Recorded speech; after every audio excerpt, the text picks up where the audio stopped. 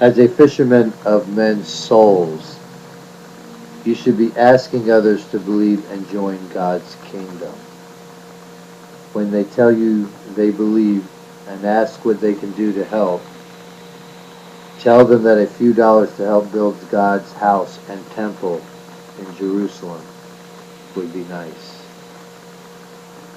I really don't like asking people for money, and if you'll notice, this is probably the first time you have ever heard me do so. In almost all of my teachings, I have refrained from doing it because my faith is strong enough to know that God will provide. I do realize out of necessity that some foundational seed money would make the transition a lot easier. And besides that, it is all our duty to do at least something to help. And this is just one way to show your support. I am willing to acknowledge that I am not the most theologically knowledgeable person there is, but apparently that has not kept God from choosing me, even though I don't know everything there is to know about religion. There are plenty of people out there who have a doctorate in theology that could probably better explain some of the more complex things dealing with religion than I ever could. So why didn't God choose them? Maybe it's because the complex things that a doctorate degree will allow you to understand has very little to do with spiritually healing people. What they should be teaching people is what true faith really is. That is the kind of wisdom that shows you really know what you're talking about. And that is the kind of wisdom I believe I have and know all about. Have you ever told one of your children they have the free will to choose whether to obey you or disobey you? Neither has God.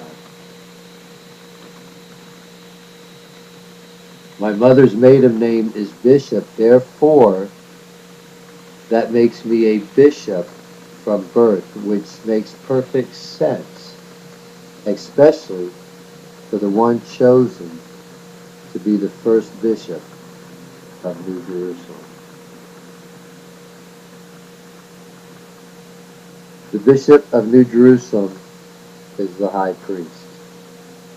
Although this position is technically higher than the Bishop of Rome, it is in no way meant to lessen the importance of the Pope, who has the full authority to act in my stead.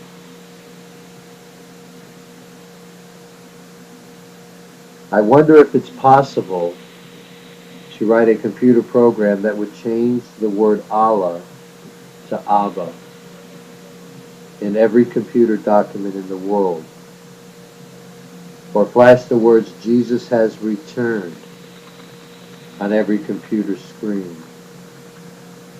or replace every existing web page with another one that says this is the second coming, or sends everyone an email inviting them to the wedding supper of the Lamb, judgment and Armageddon.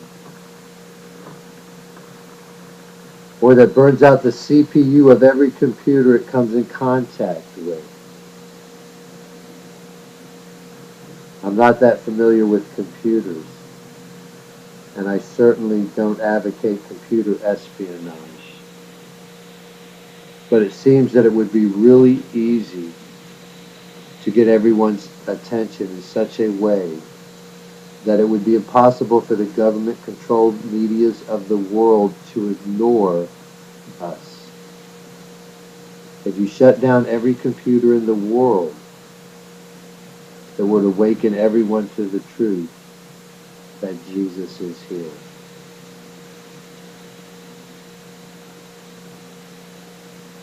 I'm going to teach the world a lesson.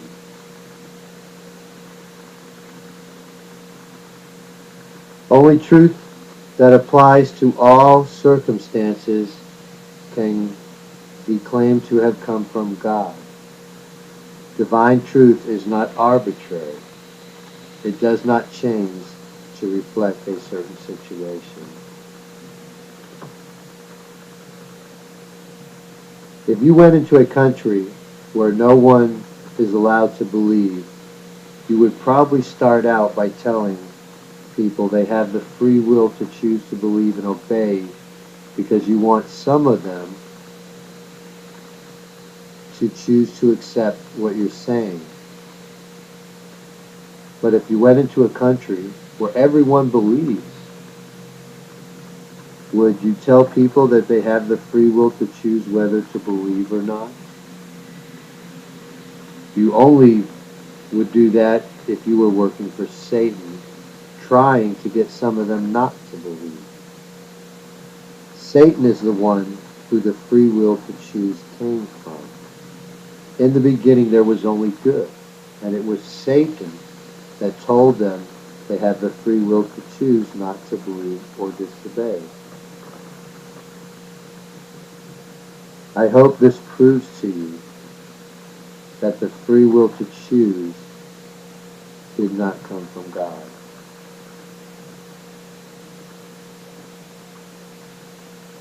Do not eat from the tree of the knowledge of good and evil means that we are not given the freedom to choose between good and evil.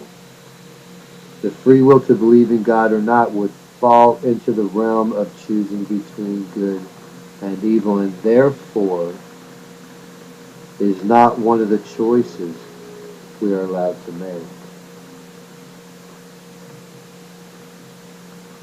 If God tells you not to do something and you decide to do it anyway, how can you say he gave you the free will to choose whether to do it or not when in fact you took an option you were not offered? It's like stealing something you were not free to take. When he tells you not to do something, he's not giving you the freedom or free will to do it if you want. The first thing you give up when you come to God to receive his grace is the free will to choose. And as long as you think you have the free will to choose, it shows that you are not really in a state of full grace.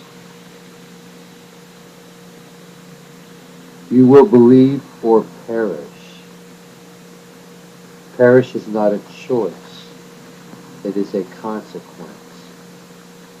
You will believe is not a choice either.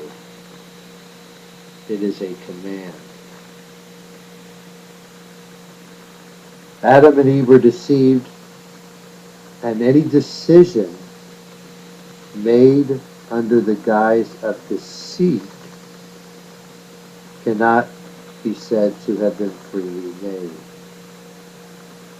Every time you tell someone they have the free will to choose, you are spreading that deceit by deceiving others. If I'm speaking truth that is so profound that you can't handle it, would you prefer that I veil it like Moses did because you can't face the truth? Or would you prefer to learn to accept it?